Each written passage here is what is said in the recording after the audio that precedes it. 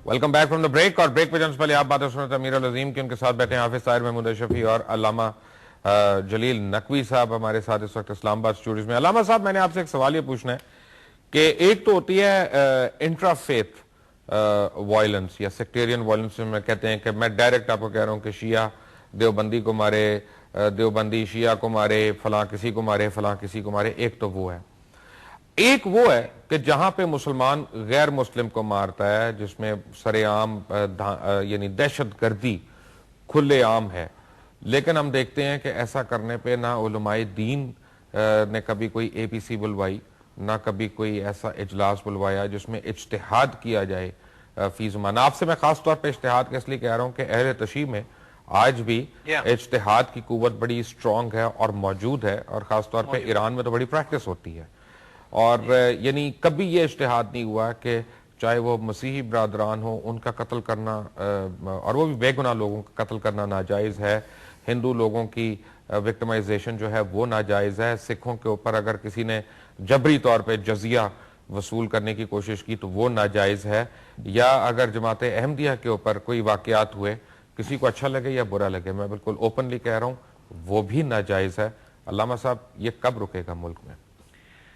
मैं अर्ज करूँ आपकी खिदमत में कि दहशत गर्दी, कत्ल गारत, बदअमनी, लाकानूनीत, ये जिस किसी के भी खिलाफ हो इस पाकिस्तान के अंदर, मेरे ख्याल में कोई भी मुहज्जब पाकिस्तानी और कोई भी इस्लाम पसंद और कोई भी मकतब इसकी इजाजत नहीं देता। यहाँ चाहे मसलकी कत्ल गारत हो, मसलक के नाम पे हो या किसी और उन्वान से हो, किसी सूरत में भी इसकी इजाजत नहीं दी जा सकती। और ये बड़ी पाकिस्तान की बड़ी बदकिस्मती है कि यहाँ पे इस मुल्क को कमजोर करने के लिए हमेशा कहीं कभी लिसानी फसादात का जरिया बनाया जाता है और उनको हाथ सामने रख के फसादात होते हैं। कभी यहाँ कौमियतों के हवाले से फसादात होते हैं, और मसलक के हवाले से तो यहाँ फसादात का एक आसान तरीन उनके पास रास्ता मौजूद है। बुनियादी तौर पे फसाद की कतन इजाजत नहीं दी जा सकती। और जो गैर मुस्लिम यहाँ हमारे यहाँ मौजूद हैं पाकिस्तान के अंदर, मैं समझता हूं कि वो सारे के सारे पाकिस्तान के कानून के मुताबिक जिंदगी गुजारते हैं। वो जिम्मी उन्वान से यहाँ रहते हैं और उनका वजूद और उनकी जान माल उसी तरह महफूज है जिस तरह इस एक मुसलमान की जान माल महफूज है। जो यहाँ गोजरा में होता रहा, जो और दीगर मकामात भी यहाँ पाकिस्तान के अंदर मुख्तलिफ औकात में होता रहा है, ये निहायत ही जालिमाना इकदामात हुए हैं। इन इकदामात की न सिर्फ हम लोगों ने मजम्मत की है, बल्कि वहां जाकर भी उन लोगों से इज़हार हमदर्दी किया है। मैं समझता हूं जिन लोगों ने ये इकदाम किया है वो कहीं भी इस्लाम की खिदमत नहीं की। अल्लामा साहब, आपको मैं यहाँ पे जरा सा रोकूंगा। आपको अमीर अल अजीम साहब को और हाफिज ताहिर महमूद शफी साहब को मैंने एक क्लिप दिखानी है। आप ये क्लिप देखें और मुझे बताएं कि इसकी मजम्मत करनी चाहिए कि नहीं करनी चाहिए। Watch this clip. और साथ साथ मैं आपको बताता भी रहूंगा कि ये चलाएं जी, प्ले करें। ये फैसलाबाद के करीब एक गांव का वाकया है जहां पुलिस ने उस पूरे गांव को अपने हिरासत में ले लिया एक किस्म का, और वहां मस्जिद के ऊपर लिखा हुआ कलमा जो है उसको किस तरह से डीफेस किया गया, इसके ऊपर किस तरह प्लास्टर लगाया गया। घरों पे लिखा हुआ कलमे जो थे और माशाल्लाह वगैरह लिखा हुआ था, इंशाअल्लाह, इस तरह की चीजें जो लिखते हैं लोग घरों पे अपने, उनको हथौड़ों से तोड़ा गया, हथौड़ों से। और ये पंजाब पुलिस कर रही है। आपके लिए, आपकी इतला के लिए अर्ज। और ये सिर्फ चंद हफ्ते पहले की बात है, मैं ज्यादा पुरानी बात नहीं बता रहा। आप ये देख लें पहले, ये 10 अगस्त एग्जैक्टली की ये बात है। आप ये देख लें, नो फियर। और वहां पे लोग नमाज पढ़ रहे हैं उस वक्त मस्जिद के अंदर। शायद अगर आप लोग भी और हम भी जेन्युइन मुसलमान हैं तो हमें इस बात पे सिर्फ अफसोस ही हो सकता है। मैं आपको इसकी वजह भी बता दूंगा, लेकिन मैं सिर्फ इसका पूछना चाह रहा हूं कि क्योंकि 3 मुख्तलिफ मसालिक के लोग यहाँ पे मौजूद हैं, यानी उनसे मैं पूछूं, यहाँ पे मारा पीटा तो गया लोगों को। ये देखें, हथौड़ी और वो छेनी जो होती है उससे तोड़ा जा रहा है टाइलों को जिसपे माशाल्लाह लिखा हुआ है, अल्लाह का नाम लिखा हुआ है। और ये टूटे हुए कलमात, पूरी की पूरी टाइल जिसपे अल्लाह लिखा हुआ है, वो नीचे गंदगी के नाले में जाके गिरेगी। میں عرض کروں اس پہ. میں علامہ صاحب آپ کو ایک عرض کر دوں, پہلے میں پوری بات کر دوں تاکہ آپ بھی سیف ہو جائیں اور آپ کوئی ایسی بات نہ کہیں جس کا آپ بعد میں کہیں کہ جی مجھے مبشر لقمان نے بتایا نہیں تھا. یہ مسجد جو ہے یہ جماعت احمدیہ والوں کی مسجد ہے, اور یہ گھر جو ہیں یہ ایسے لوگوں کے گھر ہیں جن کے اوپر یہ الزام لگایا گیا کہ ان کا تعلق جماعت احمدیہ سے ہے.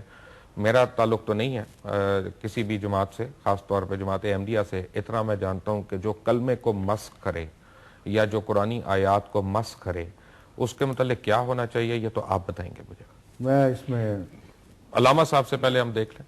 جی میں عرض کروں آپ کی خدمت میں کہ یہ جو پاکستان کے اندر مختلف مذاہب اور مختلف مسالک کا معاملہ ہے, میرے خیال میں پاکستان کا آئین اور اسلام اور اخلاقیات کا تقاضا یہ ہے کہ ہر مکتب کا اور ہر مسلک کا اور مذہب کا احترام ہونا چاہیے, اور ہر مکتب کو دوسرے مکتب کا احترام کرنا چاہیے. یہاں خصوصی طور پر جو احمدیوں کا معاملہ ہے وہ دیگر جو یہاں مذاہب بستے ہیں پاکستان کے اندر, ہندو ہیں, سکھ ہیں, کرسچنز ہیں, ان سے تھوڑا سا مختلف ہے, کیونکہ وہ اپنے آپ کو مسلمان کہہ کر کے اسلامی شاعر کو استعمال کرنے کی کوشش کرتے ہیں. دیگر لوگ تو سیدھا سیدھا کہتے ہیں, کرسچن کہتا ہے میں کرسچن ہوں, ہندو کہتا ہے میں ہندو ہوں, سکھ کہتا ہے میں سکھ ہوں.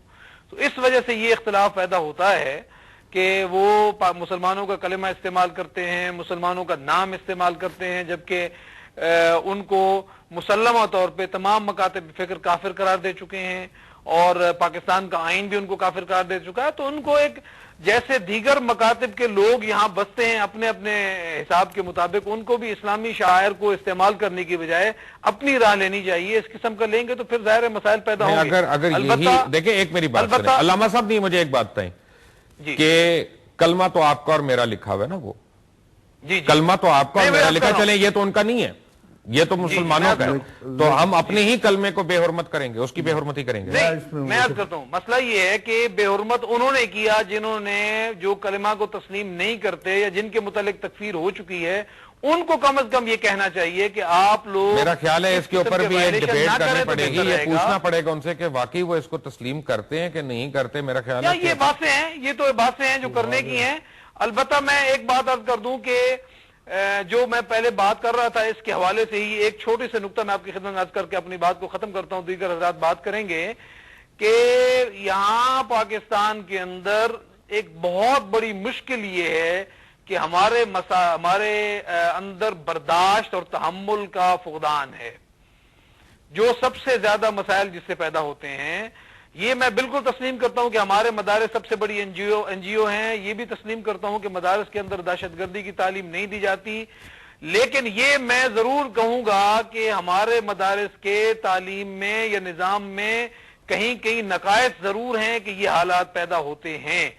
امریکہ کا جو نعرہ لگایا جاتا ہے کہ ہر چیز ہم امریکہ پہ ڈال دیتے ہیں, یہ بھی بات ٹھیک ہے, وہ جیسے وہ ایک پنجابی کا شعر ہے کہ کچھ شہر دے لوگ بھی ظالم سن, کچھ سانو مرن دا شوق بھی سی, کچھ ان کی طرف سے بھی ہے, لیکن کچھ ہمارے اپنی غلطیاں اور کوتاہیاں بھی ہیں کہ ہم نے آج تک کبھی یہ نہیں دیکھا کہ تبلیغ کا طریقہ کار کیا ہے, اسلام کے خلاف اگر کہیں اقدام ہوتا ہے تو اس کو روکنے کا طریقہ کار کیا ہے, کہیں کوئی غیر مسلم غلطی کر بیٹھتا ہے تو اس کو روکنے کا طریقہ کار کیا ہے. یہ پاکستان ہے, یہ سیٹلڈ ملک ہے, اس کے اندر قانون ہے, اس کے اندر انصاف ہے, اس کے اندر ادارے ہیں.